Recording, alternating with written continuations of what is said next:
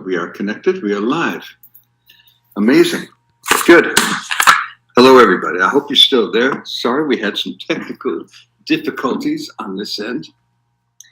We're going to give this a minute. I'm going to ease into this with some small talk. How y'all feeling today? Let's see. Do we have friends here? Yeah, we do. My goodness. Okay. Hello. Awesome. Very nice. Good. Well, hello, everyone. I'm Don Was. I'm the president of Blue Note Records. We're here today in the Blue Note World Headquarters in the famous Capitol Tower in Hollywood, California.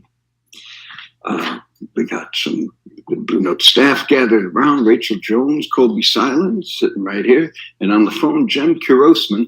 Jem has been with the company longer than anybody, probably knows more about the Blue Note label than anyone still walking the face of the earth.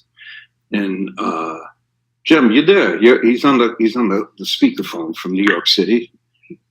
I'm here. Hello, everybody. Jem, tell us a little bit about how this collaboration came about. Well, I mean, we've long had a ton of respect for VMP Please and the work that they do. We've worked together a little bit over the past few years as they've reissued several of our classic albums, and we just always love the way that they went about it, the high quality, the look and feel of it. It's just a company we've respected a ton. So with the 80th anniversary coming up, we wanted to do something with them, and they came back with this incredible idea. It's been a really fun ride to put it together and bring it to life. Cool. Well, you did a beautiful job, as did everyone at VMP Please. Thank you all. Thank you very much. We really appreciate all of that. All right. I suppose we should dig right in and get to some of these questions. So these are questions that were sent in by people on the site. We're going to begin with a question from Lee Newman. How are you, Lee? I hope you're there. Blue Note is a storied label. Does the legacy you've been brought into stifle or inspire your decision making? That's very good. Very good question. It certainly doesn't stifle it. When I first got the job, I had to learn kind of what was at the core of the legacy. I'd been a fan, and I'd collected the records and listened to them and loved them for decades. But being part of the company, I had to look at it again. Jem is actually the one who turned me on to the Blue Note mission statement that basically says, it basically dedicates the company to the pursuit of authentic music and to providing uncompromising artistic freedom for the artists on the label. So that's an important part of the legacy. That's actually not that difficult to do, really.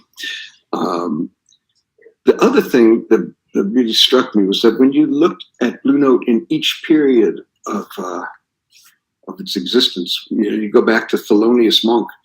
If you listen to Thelonious Monk today, he's pretty much been absorbed into the musical vocabulary of jazz. But at the time, in 1948, when they started recording him, that was some incredibly radical, revolutionary music he was making. And it changed everything. Changed the way people wrote songs, changed the way people voiced chords, changed the way people played or didn't play behind the soloist.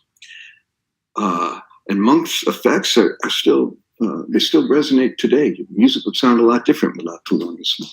And you jump ahead a few years later, Art Blakey and Lou Donaldson and Horace Silver starting up the Jazz Messengers, and you get the birth of hard bop, and all of a sudden there's this funkier thing going on that wasn't really part of the bebop lexicon, but they made that mainstream music.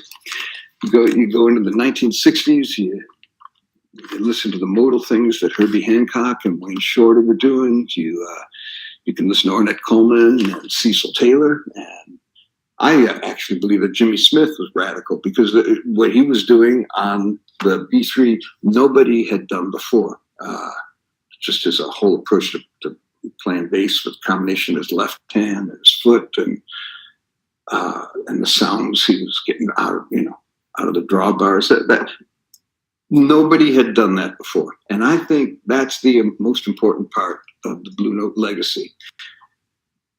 Our artists today should not be going back and trying to make 1960s jazz. We already have the greatest collection of that anyone's ever going to listen to. So the important thing is to always be pushing the threshold of music, and I think that's the legacy that we, as the executive part of the company, have to uphold as well. Do anything except what you did yesterday. Do something new every single day. I know there have been times when I was producing records over the years when I would bring in Bitch's Brew and play it for the musicians on the opening day of the session. And I would say, now listen to this music. The day before these guys went into the studio, this sound did not exist. Nobody played music like this before. And you're listening to the birth of it right there. Do that today. Don't play anything but something. Play anything but what you've played before. Don't repeat that. And I think that has to be the philosophy of the company pretty much too. So I certainly don't feel stifled by that. And I feel inspired by it every day, perhaps intimidated. That would be a good question. It is an intimidating legacy, and I can speak for everyone who works at the company that we're aware of that, and we try to practice it every day. Right over there, you can't see it. I wonder if we can turn it over there. Yeah. There's a picture of Bruce Lundvall, who ran the company for 30 years, and right above that, Alfred Lyon and Francis Wolff, the founders of the company. And that photo is staring right down here at my desk every single day. The guys are smiling, which is a good thing. But there's not a day that goes by that we don't ask, what would Alfred Lyon do? What would Bruce Lundvall do? And hopefully we're living up to the legacy.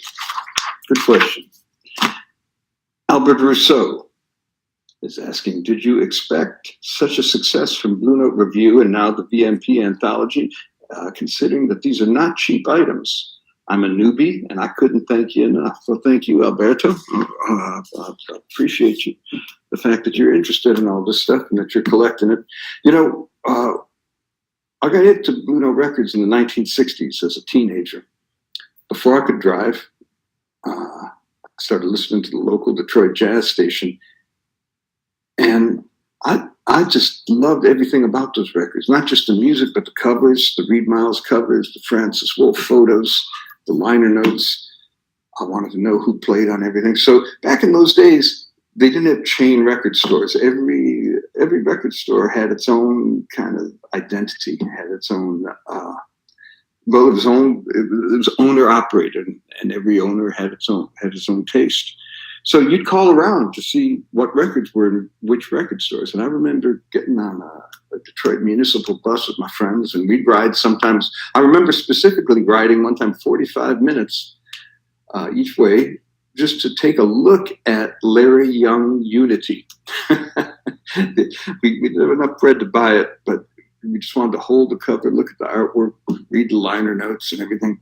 And that experience of it was experiential, of like being able to hold something. And that was a strong allure for me, to draw me into Blue Note Records.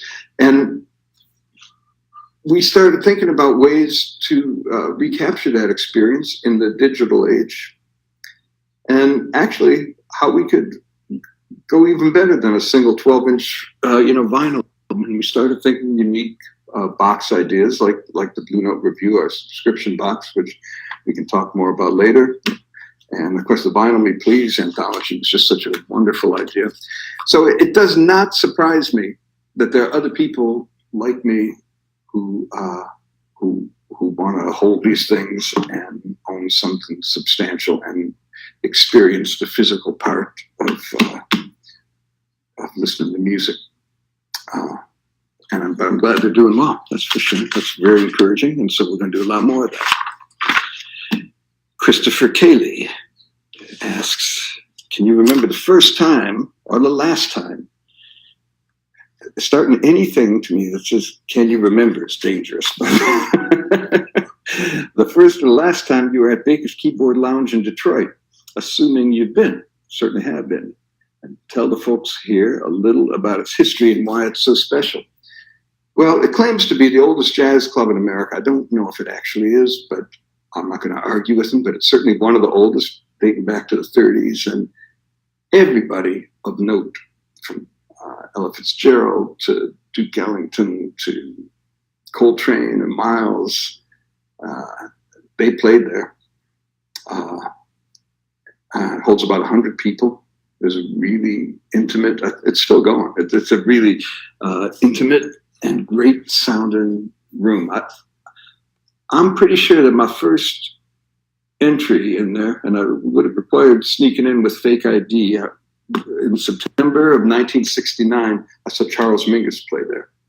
And that was part of his, he was kind of experiencing a comeback in that year. It was around the time of the Mingus Moves album, I think. I could have my history mixed up, but it was in that period of time. And I was just awestruck to see Charles Mingus. I remember I took a camera, and on break time, he was at the payphone calling somebody. And I thought, wow, that's a really cool jazz picture. So I got a shot at Mingus on the phone in Baker's Keyboard Lounge, and he glared at me. And so he got off the phone. I said, I'm sorry. I hope you don't mind me taking your picture. He said, you've been taking them all night, haven't you? And that's my relationship with Charles Mingus. Yeah, we were friends, I guess you could say.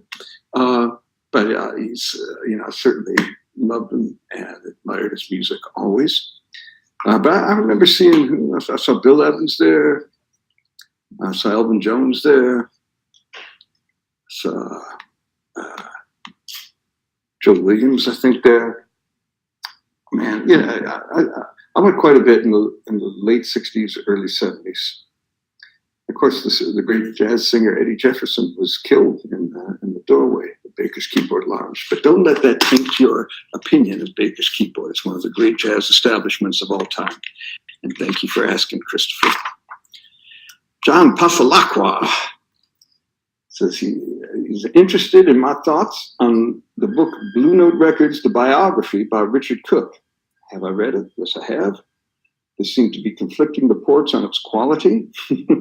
Some Blue Note aficionados say it is not a very full and accurate history of the company. I would love it if they put out a full official Blue Note Records book detailing the history of the label and all that it entails. This is something that might be in the works. Good question, man. I did read the book. I read the book when I got hired. I thought I should know as much as I can about the things that I thought I knew about and didn't really know about. And I remember reading it cover to cover and learning stuff from it. It would be interesting now, after 8 years on the gig, to go back and test it for its historical veracity. What I do know is this. There was another British writer named Richard Habers who we brought in during the Blue Note 75th anniversary to write a more concise. Do we have that book, Rachel? Yes. Yes, this is it. Very good. Uncompromising Expression. Published, who published it again? Thames and Hudson. Yes, and it's a really cool. It's more of a pictorial history of the label, but it's fantastic, and I think they're available, right? It goes back to the very beginnings, and that's quite a good book, and I would certainly recommend that to anyone. I'd also recommend seeing Sophie Huber's new documentary about Blue Note Records called Blue Note Records Beyond the Notes, which is going into theatrical release next month, I think, in select cities, and then will be available on DVD with some bonus material. She did a wonderful job of elucidating the continuum from 1939 to the present, and really helping us understand the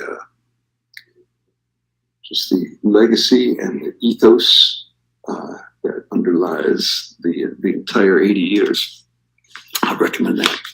Thank you, John. Ray Klug. Oh, I saw Earl Klug play at Baker's Keyboard Lounge. Any relation, Ray? How did the Miles Davis Complete Birth of the Cool reissue come about? And can we expect Blue Note to reissue more of the Capitol Records jazz catalog in the future? Well, Jim, correct me if I'm wrong here. I think that about 20 years ago, we did a CD release of the expanded version. So it's not like the music has not been available, but it was never available on vinyl. And this seems like a really good time to release it on vinyl. Is that an accurate portrayal of the events leading up to this release, Jim? That is spot on. In the late 90s, there was a CD issue of this material, the live set and the studio recording, and now, actually, it is the 70th anniversary of the initial recording. So, first time vinyl and a first time digital release for this material. Right. Cool. That's good. Yeah. And we're definitely going to do more of that.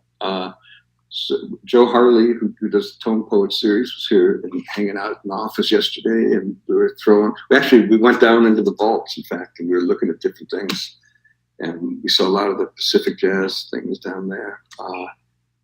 There's the United Artists catalog. There's the Capitol Jazz, which is Cannonball Adderley, Nancy Wilson, Nat King Cole, Solid State, which is all the Thad Jones, Mel Lewis, among other things. That's where the Chick Corea was Solid State, right? The Now He Sings, Now He Sobs. Yeah. Yeah, right. So yes, we're definitely going to begin featuring those things more, both on vinyl and just making sure it's available in all the digital formats too. What were we talking about there? Money Jungle, Duke Ellington. Is that? Am I giving something away that shouldn't be? Anyway, I forget I said that. Money, what? Charlie Press would like to know about tape storage. Specifically, are there any particular Blue Note releases from the 50s and 60s where the master tapes have had issues? Good question. Also, are there going to be proper reissues of some releases which only happened in Japan? I'm thinking of things like Tina Brooks' Minor Move and the release with Jackie McLean, Street Singer, some tracks from Wayne Shorter, The Collector, that didn't make it under the Tone Poet, etc. release. All right, good question. Let's start with the tape storage. I'm not the authority on it. I don't know. There's only one incident that I know of, and that was for the 75th anniversary. We were remastering Ornette Coleman live at the Golden Circle, and Ion in the Capitol mastering room just happened to notice that the left and right side of the recording, the sides were out of phase with each other. And when that happens, things get canceled, you get phase cancellation, and the bass had kind of disappeared, and it made the cymbals sound kind of inside out. Now, that's the way everybody's been listening to it since the 1960s. So it seemed, it presented an artistic and ethical conundrum. Do we go back and fix this thing that's clearly a mistake? And it was just a little remote recording. It was not Rudy Van Gelder. It was just someone recorded the show in the club, and probably the wires on the microphones were out of phase with each other. Do we go back and fix it, or do we leave it the way it was? What would you do? What we did was, first we put it back in phase just to see what it sounded like. And all of a sudden, you could hear David Eisenson's bass really, really well. But is that changing the character of something that everybody loves? Well, it was nice to hear the bass, and it didn't change the character. But what did change the character was losing the artifacts on the cymbals. So we figured out a way to mess with it just a little bit so you could feel a little bit more of the bass without losing the feel of the original, and to mess with the cymbals so that we could get that sound back again. That's the only time in all the releases, all the reissues we've been involved with, where we went in and actually editorialized because of a perceived technological flaw. I think it sounds great, but and no one's complained about it. So it stands like that. But I think, let's see if I'm looking at part 2 here. Well, the Tina Brooks Minor Move, Jem, correct me if I'm wrong, is a October Tone Poet release? Yeah, that's right. It's coming. Good. Charlie, thank you for asking. Asking, you shall receive. We made an immediate move on this. And we're looking at a lot of stuff. It's really, to tell you the truth, Tone Poet is really Joe Harley's baby. I mean, he's made these marvelous records, first for Music Matters, and now here in-house at Blue Note for the Tone Poet series. And his choices are exquisite, and as are his artistic choices sonically and in the manufacturing process and in terms of packaging. When I did get involved in the remastering in 1975, we had a commission from HD Tracks to do 100 titles in high resolution. There are a number of pitfalls in going back and trying to remaster the stuff and to still stay true to the artistic vision of the artists and Rudy Van Gelder and Alfred Lion. We tried very hard. In fact, you know what I did? I went to go see Rudy Van Gelder. That was when I met him. Went out there and I just wanted to know, what's the truth here? If we're matching something up here, if we're remastering, what is the truth? What best represents your intention?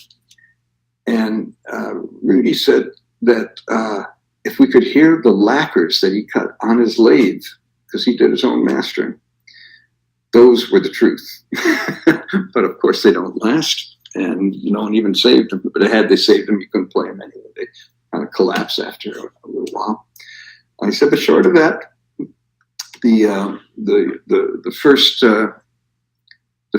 releases were really the closest thing to what they had in mind.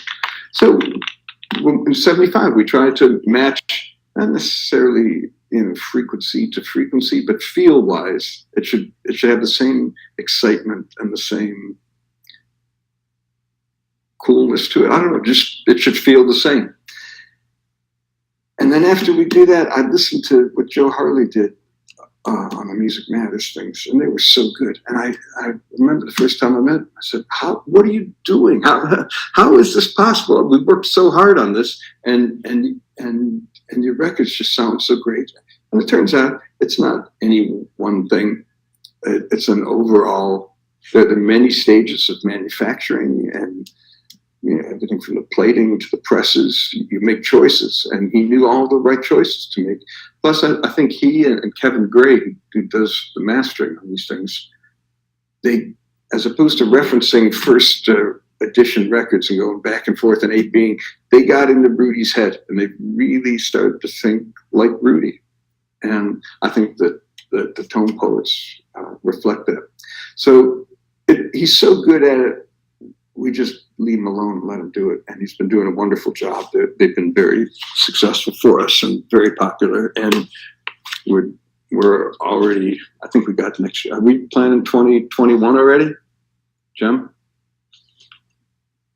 Yeah, Joe is way ahead thinking of what he wants to do next. So I think we got 2020 just about ready. And I'm sure he's thinking a couple of years down the road after that.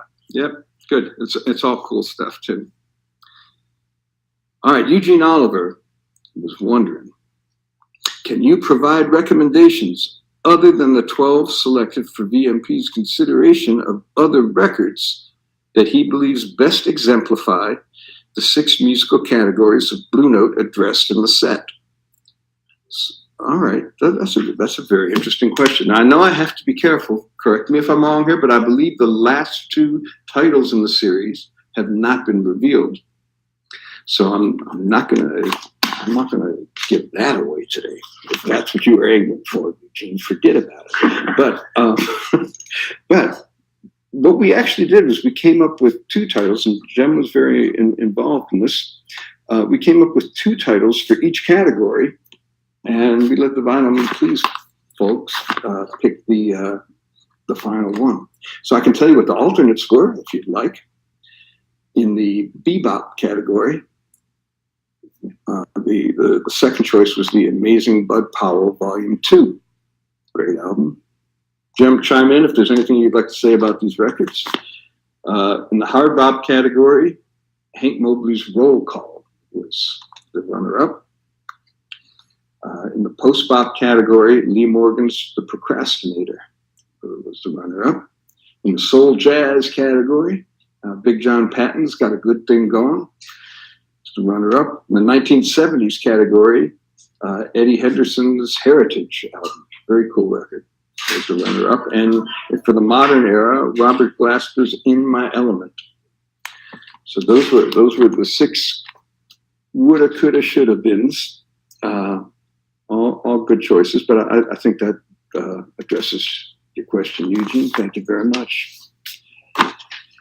John McHugh would like to know who my favorite jazz bass player is and what album he thinks, I think, would showcase their most inspired playing. Good question, John. It's really impossible for me to pick one.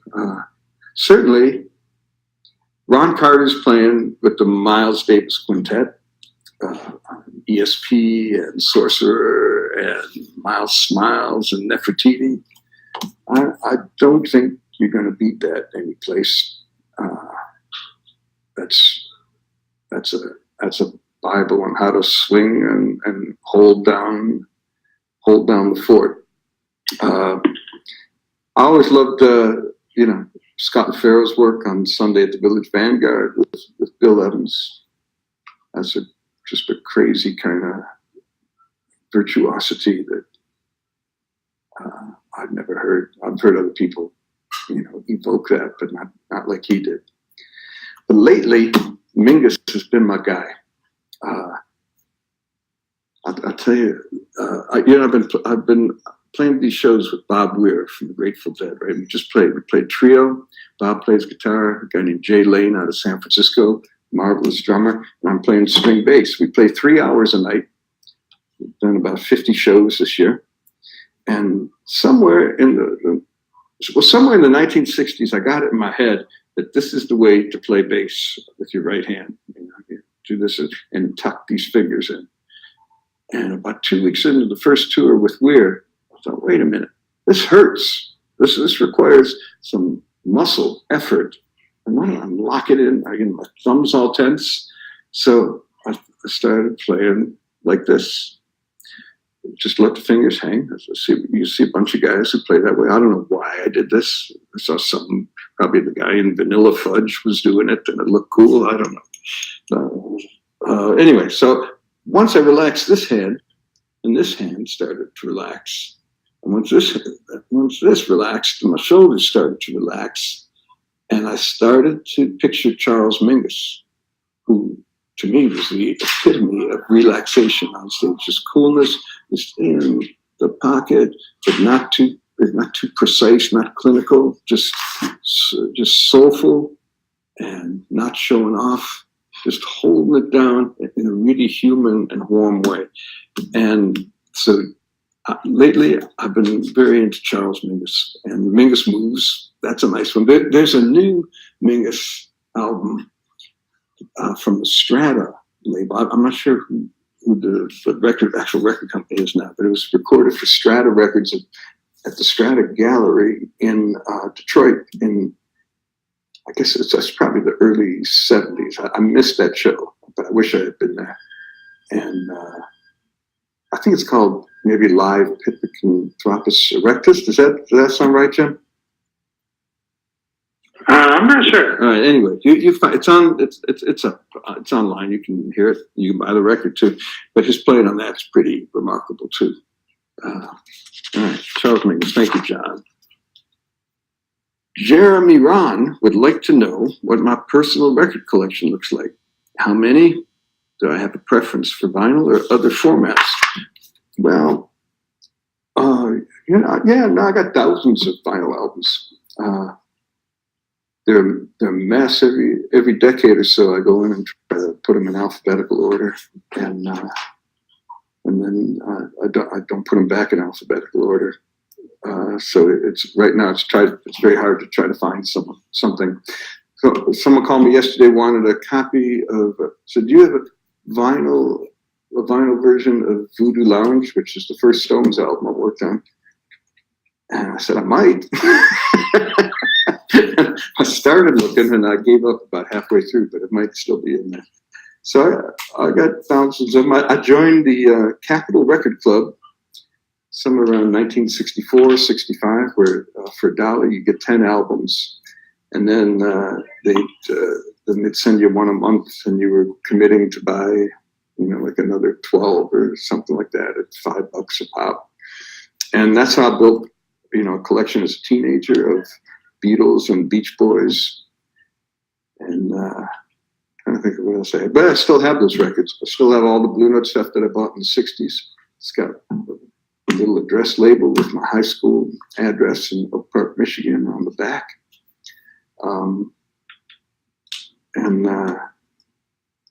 I love vinyl, and it's my favorite way to listen.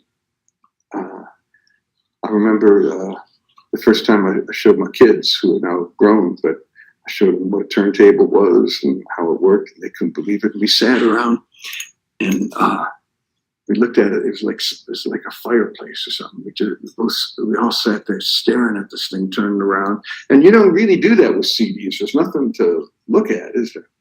Or MP3s on your phone. You don't really sit there and look at it. You don't feel like there's an event going on in the middle of the room.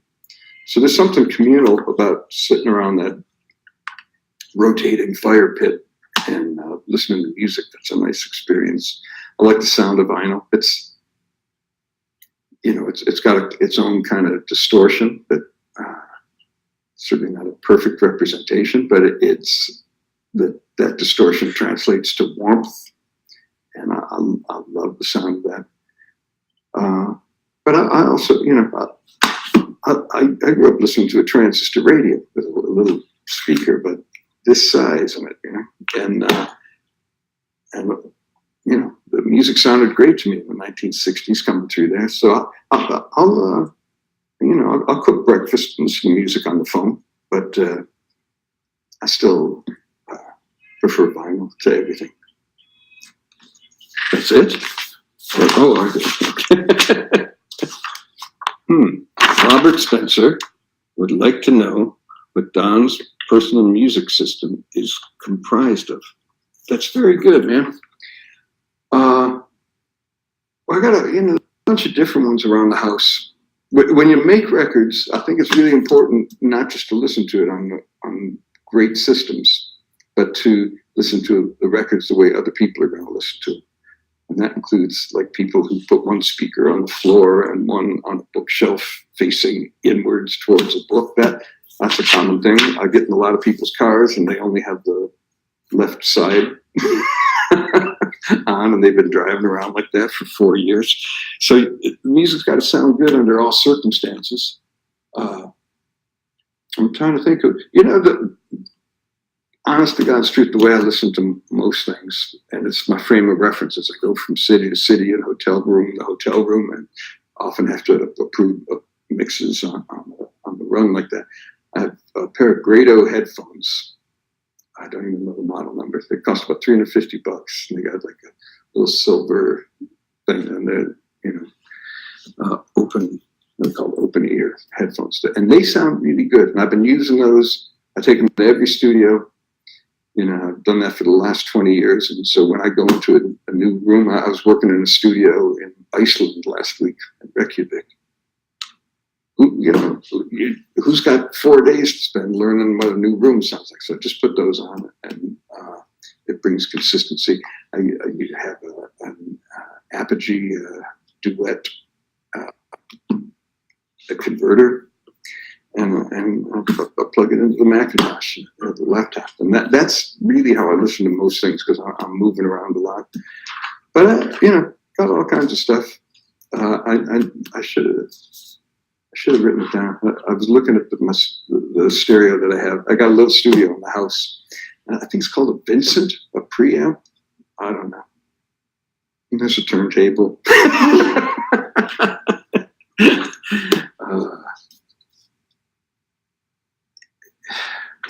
All kinds of. I got a Sonos system that sounds really good too. Those Rick Rubin 5s. Those are pretty good sounding speakers. I got those in the house. I don't have any one personal music system. But thank you for asking, Robert. All right. Jeremy Ron. Did you know that Jeremy first started collecting Blue Note en masse during the late 90s? The Blue Note Rare Groove series was budget priced on CD and focused on the cream of 60s and 70s jazz, soul, funk. I bought them all, thank you, and learned from there. It was a perfect fix for a student on a budget. That's cool. That series was a crucial part of my jazz education as a listener and someone who wanted to dig deeper into what bands like De La Soul and Tribe are sampling. Very good, man. Is there any possibility of reviving the Blue Note Rare Groove series? Adding liner notes which help bridge the jazz hip-hop gap would certainly appeal to many of us.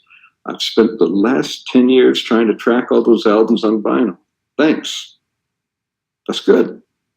That's really good, man. All right, good point.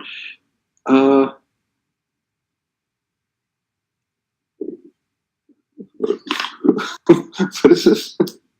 We're including blue grooves. Oh yeah, the blue groups. Yeah, Jim, talk. Yeah, good. Thank you. On that one, Don. Yes, please. Just because that, Jeremy, those are the Rare Groove series.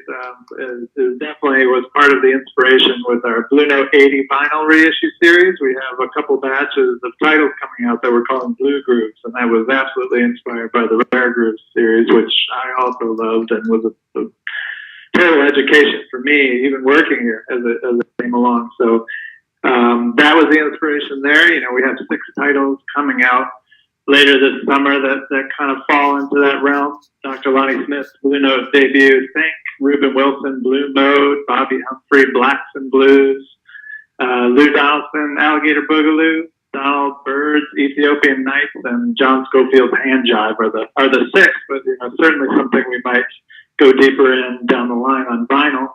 But it's something we're also exploring in the streaming realm. If you go to Spotify or Apple Music and you follow the Blue Note Curator profile, we have dozens and dozens of playlists, but a couple of them kind of mine that territory. That we have a playlist called Most Sampled, which is exactly what you're talking about, digging out all the tracks that were sampled by Tribe and De La and Jay Dilla and everyone. And also we have a new playlist that's called Blue Note of the 70s, which kind of takes a whole look at the decade of the 1970s for Blue Note, which we definitely feel is a really overlooked era of Blue Note history. The music was changing, the look of the albums was changing, but the music was as vibrant as ever. So that playlist takes a look at the whole decade, and so it kind of covers a lot of those titles. So I would suggest seeking that out. Good. And I should mention that Jem puts those great playlists together. It's made a huge contribution to the Blue Note legacy that way, because I think that's the way people are going to know a lot of these albums in the coming years. And very proud of the work Jem's done in that area. And thank you, Jeremy. All right. Well, what's everyone sitting around for? We've got records to put. I think we're going to get back to work. I really enjoyed this. This was fun. Jem, thank you for being here from New York, and pretty groovy. We'll see you all soon. Thank you for tuning in.